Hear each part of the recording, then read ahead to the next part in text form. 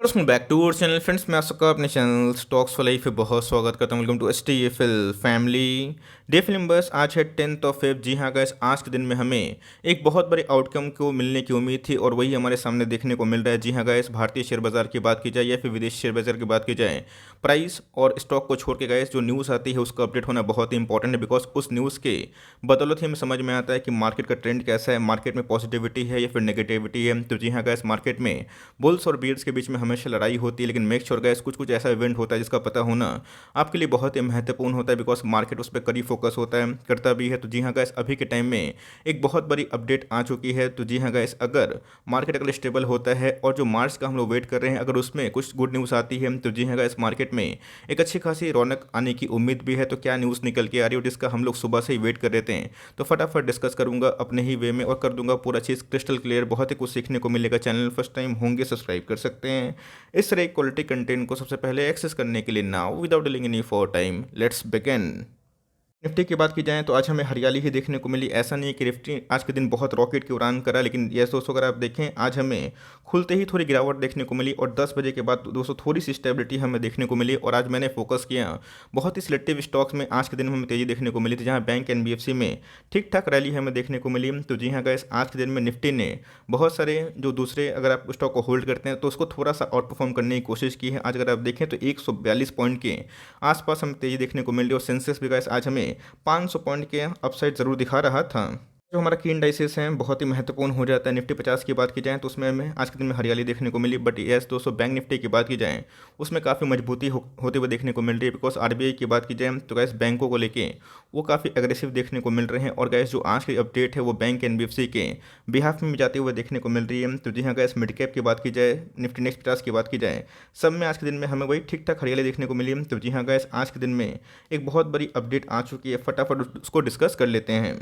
इस बात की जाए हमारे जो गवर्नर हैं मिस्टर शक्तिकांता दास जी, जी हाँ गैस, इनका जो रोल है वो बहुत ही महत्वपूर्ण हो जाता है। और इनका जो ऑब्जेक्टिव है कि फाइनेंशियल जो इंस्टीट्यूशंस की बात की जाए, बैंक NBFC को सपोर्ट कंटिन्यू करना, ये गैस मुझे लगता है कि अभी के टाइम में काबिल तारीफ है। तो जी हाँ गैस, इन्फ्लेशन से लेकर रेपो रेट तक बहुत बड़ी अपडेट आ चुकी है। तो जी हाँ गैस, आज हमें MPC मीट का जो बैठक है वो खत्म होता हुआ देखने को मिला और मार्केट में गैस जो पोल था उसी के तहत हमें जो फैसला है वो लेता हुआ देखने को मिल चुका है। तो जी हाँ गैस, हाल फिलहाल में ही आपने सुना कि फेड की जो कमेंट्री निकल के आई कि मार्च से वो रेट जो हाइक है उसको बढ़ाएंगे। बिकॉज जॉब जो US में क्रिएट हो रहे हैं वो बहुत ही तेज़ी से बढ़ते हुए देखने को मिल रहे हैं। तो मार्केट गैस इसको लेके चीयर भी कर रहा है बट एक तरह से फियरफुल भी है। बिकॉज अगर इंटरेस्ट रेट तेज़ी से बढ़ते हैं तो ऑफकोर्स गैस मार्केट में थोड़ी सी हमें डिस्टर्बेंस देखने को मिल सकती है।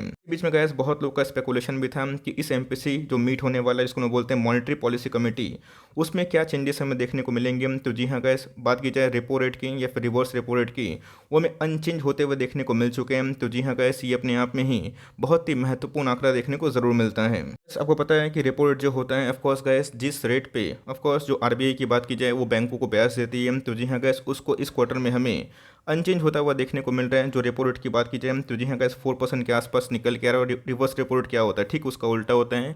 जो बैंक NBFC मुनाफा कमाती है और वो RBI के पास पैसा जमा करती है। तो जी हाँ गैस, इसमें कोई भी चेंजेस हमें दिखाई नहीं दिए। तो जी हाँ गैस, मुझे लगता है कि RBI भी करीब फोकस करके रखा है कि आने वाले कल में जो फेड कमेंट्री होगी वो कैसा होगा, डायरेक्शन इसी की बदौलत हमें देखने को मिलेगा। तो जी हाँ गैस, अभी के टाइम में ये बैंक NBFC के लिए काफ़ी सपोर्टिव मूव है। बिकॉज उनको ऐसा कोई बड़ा ब्याज अभी पे नहीं करना पड़ेगा। और अभी के टाइम में गैस जो भी रेपो रेट था और रिवर्स रेपो रेट था जो कि हमें कोविड के बाद देखने को मिला, उसमें हमें अनचेंज दिखाई पड़ रहा है। और मेरे हिसाब से गैस ये अपने आप में ही बैंक NBFC को बहुत ही ज़्यादा सपोर्टिव दे सकता है। ये बात दोस्तों दूसरी कमेंट्री की, तो यहाँ पर अगर आप देखें तो इन्होंने जो स्टैंड है उसको एकोमोडेटिव का है। इसका मतलब क्या होता है, तो जी हाँ गैस, एकोमोडेटिव का मतलब ये होता है कि जो भी क्राइसिस कोई भी बैंक NBFC से जूझेगा, जो भी सपोर्ट की आवश्यकता होगी, RBI उधर पे खुल के सामने आएगा। तो जी हाँ गैस, अगर देश की रेगुलेटरी बॉडी की बात की जाए, देश की इतनी बड़ी इंस्टीट्यूशन अगर बैंकों को NBFC को सपोर्ट करती है तो जी हाँ गैस, डायरेक्टली या फिर इनडायरेक्टली इकोनॉमी को ही सपोर्ट होता हुआ देखने को मिल सकता है। तो जी हाँ गैस, रेट चेंज के हाइक को लेके काफ़ी स्पेकुलेशन थे, उसमें अभी के टाइम में दिन लगता हुआ देखने को मिल रहा है। मैं बोलूँगा कि अभी के टाइम में ये काफ़ी गुड गुड मैं बोलूँगा कि कमेंट्री हमें देखने को मिल रही है। बिकॉज जिस हिसाब से इन्फ्लेशन है उसके बदले दोस्तों अगर ये कंटिन्यू कर होता है तो जी हाँ, शॉर्ट टर्म में हमें थोड़ी सी पॉजिटिव वाइब देखने को ज़रूर मिल सकती है। बात की जाए, इन्होंने कुछ फोरकास्ट भी किए हैं। FY22 के लिए जो CPI इन्फ्लेशन है वो हमें 5.3% के आसपास निकल के आ सकता है। तो जी हाँ गैस, यहाँ पे मैं आपसे एक प्रश्न पूछूंगा, CPI का फुल फॉर्म क्या होता है थोड़ा गूगल करिए, थोड़ा रिसर्च करिए, कमेंट बॉक्स में ज़रूर बताइएगा। तो जी हाँ गाइस, जिस हिसाब से इन्फ्लेशन की मार पूरा वर्ल्ड से आ रहा है, सिर्फ और सिर्फ इंडिया नहीं बल्कि इंडिया का जो कंडीशन है मैं बोलूँगा कि दूसरे वर्ल्ड से काफ़ी मजबूत देखने को मिल रहा है। अगर आप देखें खराब से खराब केस में यूएस यूके में काफ़ी हद तक इन्फ्लेशन देखने को मिल रहा है, जिसकी वजह से बहुत ऐसी कमेंट्री आ रही है कि मार्केट क्रैश हो जाएगा, नहीं हो जाएगा। तो इसी बीच में गैस इंडिया का जो सीपीआई इन्फ्लेशन है उससे थोड़ा सा हमें मजबूत देखने को ज़रूर मिल रहा है, बट मेरे हिसाब से गैस ये भी थोड़ा सा कम होना चाहिए। तो जी हाँ गैस, इन्होंने FY 22 के लिए थोड़ा फोरकास्ट किया है 5.3% के आसपास, लेकिन गैस इधर पे FY 23 के लिए जो इनका मॉडरेट क्लोजर है ये 4% के आसपास है, जो मुझे लगता है गैस कि आने वाले कल में अगर क्रूड के प्राइस सस्ते होते हैं, इन्फ्लेशन पे कंट्रोल पाए जाते हैं, तो भी इनलाइन आते हुए देखने को ज़रूर मिल सकते हैं। बात रिटेल इन्फ्लेशन की, तो जी हाँ गैस, रिटेल इन्फ्लेशन आपने देखा है कि जितने भी सामान हम लोग यूज़ करते हैं अपनी डेली लाइफ में, सबके प्राइसेस बढ़ते हुए देखने को मिल रहे हैं। और बहुत सारी कंपनी जिसको आप लोग होल्ड करते हैं, ऑफकोर्स गैस उनके जो पैट है, प्रॉफिट टैक्स, मतलब उनके सेल्स बढ़िया हो रहे हैं, बट प्रॉफिट की बात की जाए उसमें डिक्लाइन है, बिकॉज इतना सामान का दाम बढ़ गया है कि भाई वो भी प्रॉफिट ठीक से जनरेट नहीं कर पा रहे हैं। और गैस प्राइस हाइक पे भी एक बहुत बड़ा प्रश्न है, बिकॉज प्राइस हाइक अगर करेंगे तो जो कॉम्पिटिटर हैं उसका एडवांटेज ले सकते हैं। तो जी हाँ गैस, रिटेल इन्फ्लेशन की बात की जाए तो आंकड़ा बहुत ही ख़राब है। 5 मंथ की हाई पे ये देखने को मिल चुका है 5.59% के आसपास, जो दिसंबर में कितना था 4.91% के आसपास। तो जी हाँ गैस, यहाँ पर अगर आप देखें चाहे वो फूड प्राइसेस की बात की जाए, कमोडिटीज़ की बात की जाए, सब में हमें भारी भरकम उछाल देखने को ज़रूर मिली है। दोस्तों अगर आप दूसरे देश से कंपेयर करें, दूसरे वर्ल्ड के बड़े बड़े इकोनॉमी से, तो जी हाँ गाइस, मुझे लगता है ये अभी भी कंट्रोल में देखने को मिल रहा है, बिकॉज जिस हिसाब से आरबीआई ने अपना जो टेक रखा है और जिस हिसाब से फाइनेंशियल इंस्टीट्यूशन को इन्होंने अभी तक सपोर्ट प्रदान किया, अपने आप में काबिल तारीफ है। तो बस इसी बीच में गए जो हम लोग ने इधर पर अनुमान किया था कि जो इंटरेस्ट रेट हाइक होने वाले हैं वो अनचेंज होंगे, वो देखने को मिला। कंपनी मतलब बात की जाए आरबीआई ने ऑफकोर्स बैंकों और एनबीएफसी को लेकर एकोमोडेटिव स्टैंस जो है उसको घोषित किया, और साथ ही साथ जो रिटेल का इन्फ्लेशन रेट है उसको बताने की कोशिश की है। तो जी हाँ गाइस, मैं इसको बिल्कुल भी प्रेस नहीं कर रहा हूँ, बिकॉज मार्केट में अगर महंगाई बढ़ती है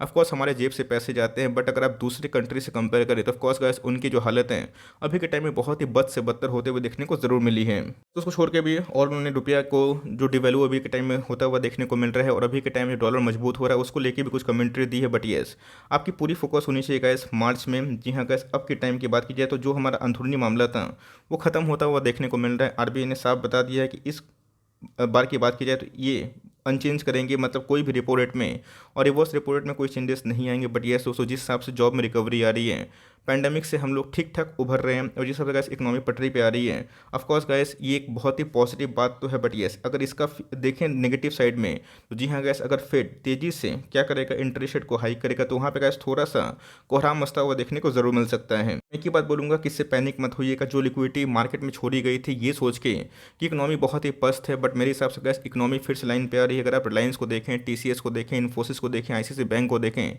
एचडीएफसी बैंक को देखें, सबने gas all time high bumper profit किया है। तो जी हाँ गैस, हमेशा इतना लो लिक्विडिटी, मतलब इतना लो इंटरेस्ट रेट और इतना हाई लिक्विडिटी नहीं रहेगा। कभी ना कभी गैस इसको देन जरूर करना पड़ेगा, वरना मार्केट में अगर करेंसी इतनी अवेलेबल होगी शॉर्ट टर्म में गैस, अगर इतना पैसा अवेलेबल होगा तो ऑफकोर्स गैस हमारी करेंसी भी डिवैल्यू होती है, और जिसका जो इम्पैक्ट है नेगेटिव साइड में इन्फ्लेशन के रूप में ज़रूर होता है। तो मेरे हिसाब से गैस जो लॉन्ग टर्म इन्वेस्टर है, जिनको ग्रोथ तो भरोसा है जीडीपी पे, उनको पैनिक नहीं करना चाहिए। इन्फ्लेशन से लड़ना है तो आज नहीं तो कल दोस्तों जो लिक्विडिटी छोड़ी गई है उसको स्नैच जरूर करना पड़ेगा। बट येस, हमारी जो कमेंट्री होगी दोस्तों ये इस पर डिपेंड करती है कि आने वाले कल में फेड क्या डिसाइड करता है। और फेड में गैस आपको पता है कि जिस हिसाब से उनकी पॉलिसीज हमें देखने को मिल रही है, उन्होंने अभी तक कोई स्पष्ट बयान नहीं दिया है। एट द एंड में कंक्लूजन में मैं यही बोलना चाहूँगा कि बात कही जाए दोस्तों फेड की, आरबीआई की, या फिर कोई भी इश्यूज़ की, इशू हमेशा चलते रहेंगे। इसके पहले आपने देखा कि ओमिक्रॉन लेके जो वायरस आया था, मार्केट का इस 3-4 दिन लगातार गिरा, और इतना गिरा कि मार्केट हमें वही 7 से 8% के आसपास फॉल होता हुआ देखने को मिला। बट अभी के टाइम में गैस ओमिक्रॉन को लेके कोई बात नहीं कर रहा है, क्योंकि मार्केट में हमेशा पॉजिटिव न्यूज़ और नेगेटिव न्यूज़ जरूर पॉपअप करती है। जब न्यूज़ पॉजिटिव होती है तो जी हाँ गैस, मार्केट एक तरफा भागता है, और जब न्यूज़ नेगेटिव होती है तो अच्छे नंबर्स जो इन्होंने पेश किए हैं उनके अंदर भी रैली नहीं आती है। टाइम दीजिएगा, अपने स्टॉक सिलेक्शन में भरोसा रखिएगा, बिकॉज मार्केट की बात की जाए तो अभी के टाइम में बहुत ही टफ फेज से गुजर रहा है। शॉर्टर्स की बात की जाए तो वैसे अभी के टाइम में काफ़ी एग्रेसिवली काम कर रहे हैं। तो भाई इसका सोल्यूशन एक ही है, जीडीपी। अगर इंडिया का या फिर वर्ल्ड का जीडीपी आने वाले कल में मजबूत होता है, प्रॉफिट जो कंपनी कमाती है, तो शॉर्ट टर्म में पेन जरूर होगा, बट लॉन्ग टर्म में गैस अच्छी खासी गेन की संभावना जरूर देखने को मिल सकती है। इस हिसाब से guess no bad news is always a good news. तो ये गैस जो कमेंट्री थी मुझे ठीक ठाक देखने को मिली और मुझे लगता है कि एमपीसी मीट में जो आरबीआई है वो सीधा गैस फेड को फॉलो करेगा और देखना बनता है कि फेड कितना इंटरेस्ट रेट हाइक कर सकता है, उसके बाद ही इनकी कमेंट्री आ सकती है। तो आई होप दोस्तों मैंने इसको बहुत ही सरल भाषा में समझाने की कोशिश की। फर्दर कोई डाउट है उसको ड्रॉप जरूर कर सकते हो। चैनल फर्स्ट टाइम होंगे तो याद से सब्सक्राइब करना भी ना भूलिएगा। तो गैस मिलते हैं जल्दी ही, तब तक के लिए bye. Thanks for listening friends, God bless you all.